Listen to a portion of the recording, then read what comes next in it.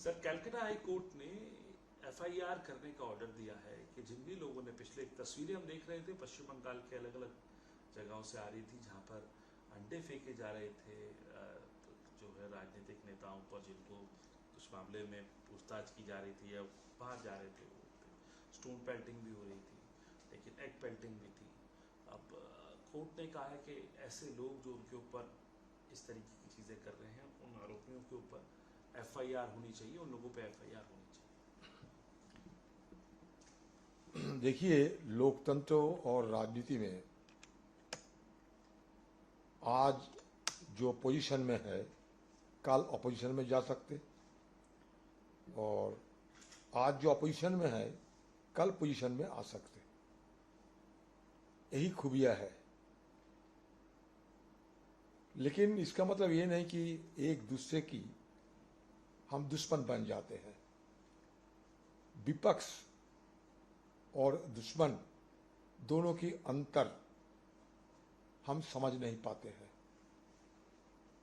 तो इसलिए हारने के बाद मुझे अगर जो पोजीशन में रहते हैं और पोजीशन में आ जाते हैं, सारे अपोजिशन को, सारे विपक्ष को वो दुश्मन समझने लगते।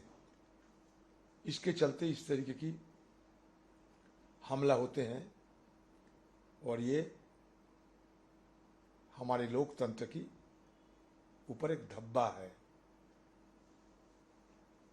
तो इसलिए अगर कोर्ट ने, न्यायाधीश ने ये फैसला लिया तो इसको समर्थन करना चाहिए। और हिंदुस्तान में जो कहीं नहीं हुई अंडा फेंकना, तो बंगाल में ये अद्भुत किस्म के नज़ारे हमें देखने को मिलता है। ऐसा लोगों को कहे जाते हैं कि, बच्चों को कहे जाते हैं कि अंडा खाना बंद कर दो, लेकिन विपक्ष के ऊपर अंडा फेंकना चालू कर दो। ये तो ठीक नहीं।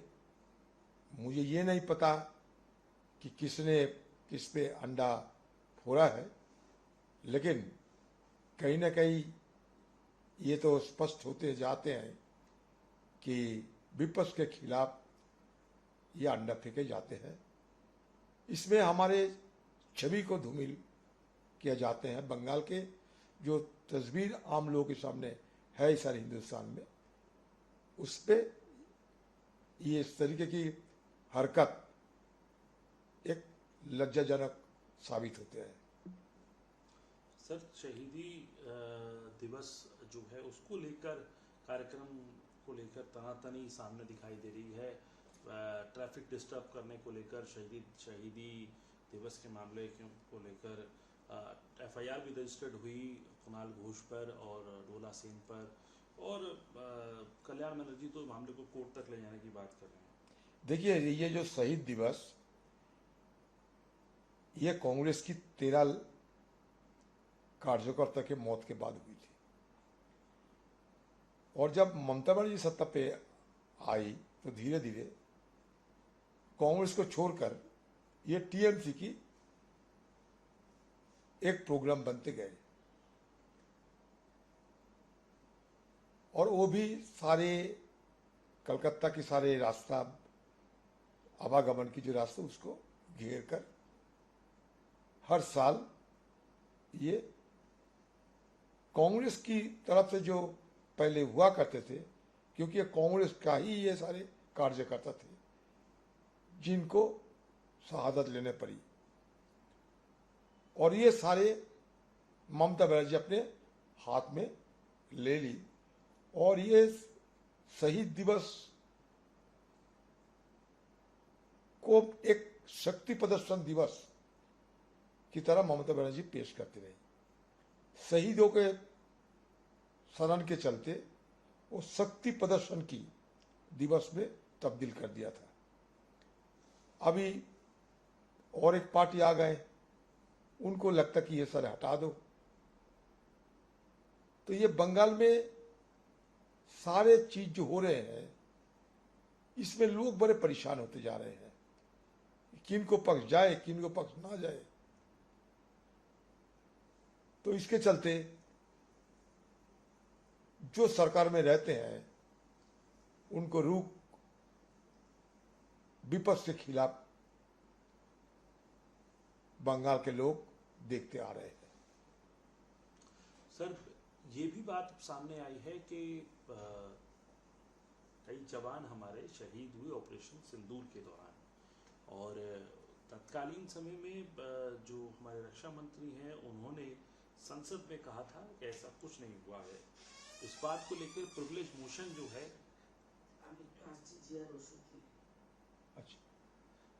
प्रिविलेज मोशन जो है कांग्रेस के सांसद केसी वेणुगोपाल ने मूव किया है, और कांग्रेस पार्टी इसको एक मुद्दा बना रही है कि संसद के अंदर इस बात की जानकारी क्यों नहीं दी गई। और कांग्रेस के पूर्व अध्यक्ष और नेता विपक्ष राहुल गांधी ने उन परिवारों को चिट्ठी भी लिखी है, उन शहीदों को। देखिए, जो कांग्रेस पार्टी की तरफ से तर्क पेश किए गए हैं वो बिल्कुल वाजिब है, क्योंकि ये देश की मसला है, देश की मुद्दा है। ऑपरेशन सिंदूर इतना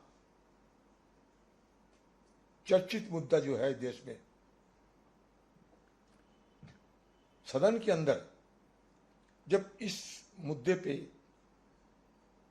कोई बयान देते हैं सरकारी तरफ से तो लोग इसको मान के चलते हैं, क्योंकि ये सरकारी है।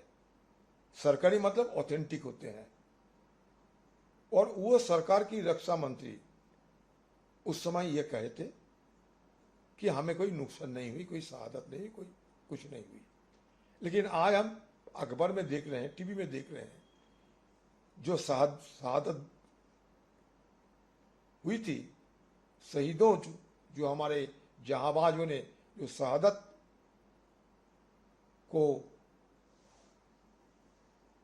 अपने जिंदगी में उन्होंने स्वागत किया था देश की रक्षा के लिए, उनको नाम, कहाँ रहते हैं, कितने उम्र, सब कुछ आ रहे हैं। तो ये तो सवाल पूछना वाजिब है कि क्या एक रक्षा मंत्री होने के नाते जब सदन के अंदर ये बयान पेश किए गए थे, क्या उस समय क्या उनके दफ्तर या उनके हाथ में या उनके पास में ये सारी जानकारी नहीं थी या थी? अगर नहीं थी तो वो भी बता दे,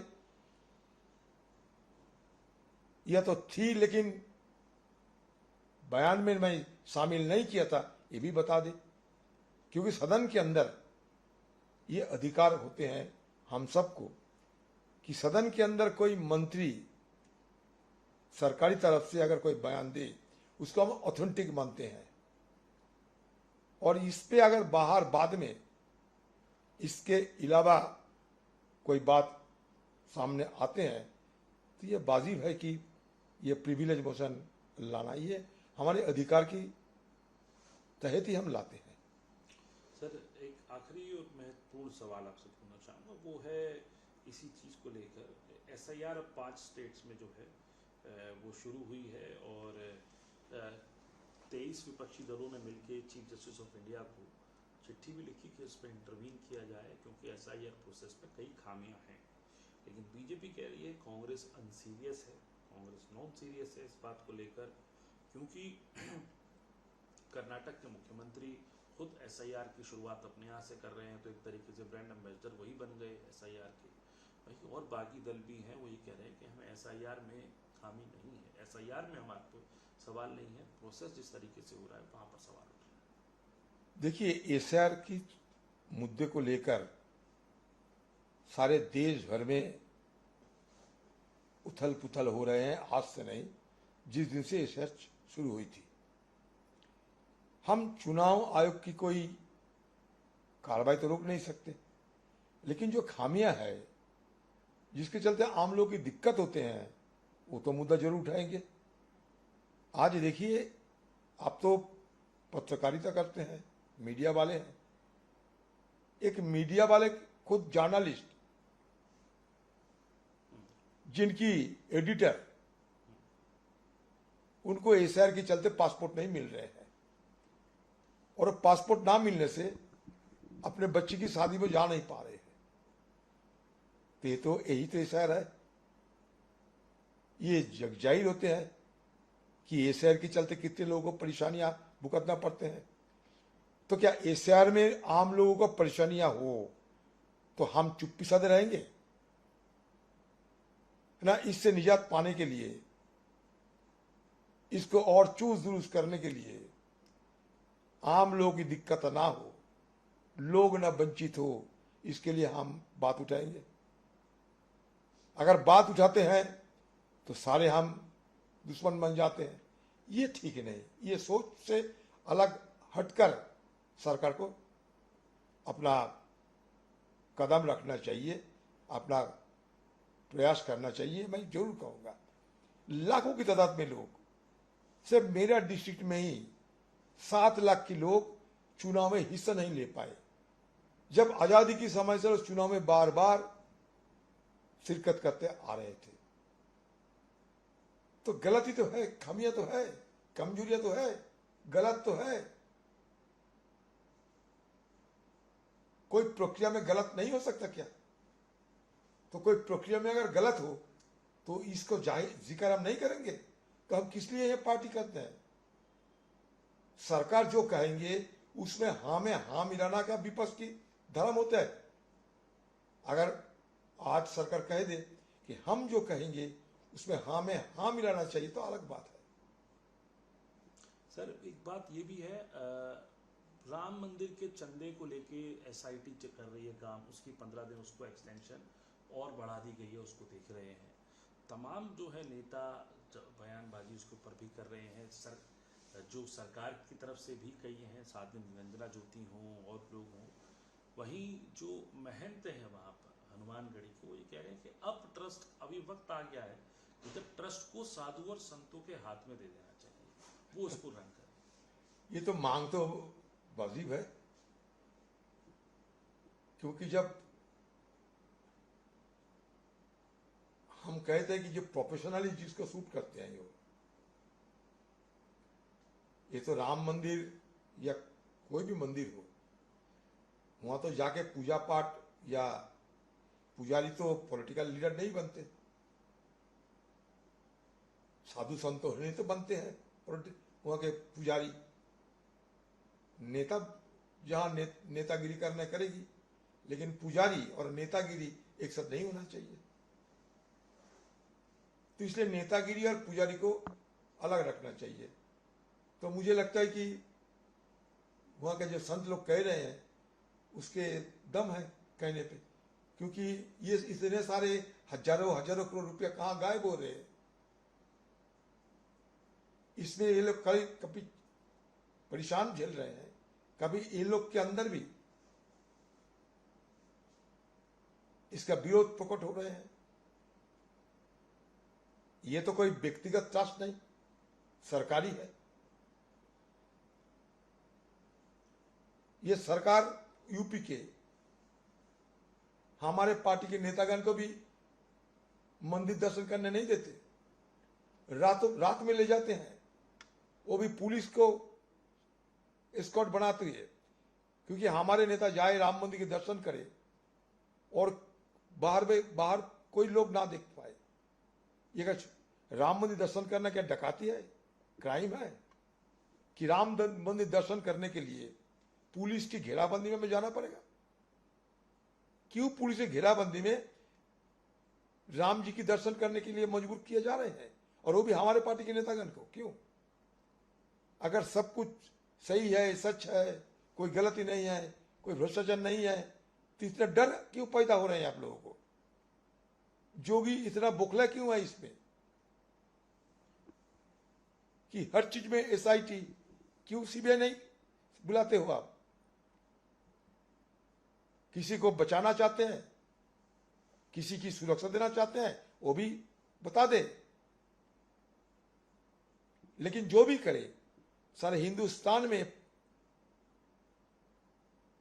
आम लोगों अंदर ये चर्चा आ गए हैं कि कोई बड़ा घोटाला हुए है, कोई बड़ा भ्रष्टाचार हुए हैं।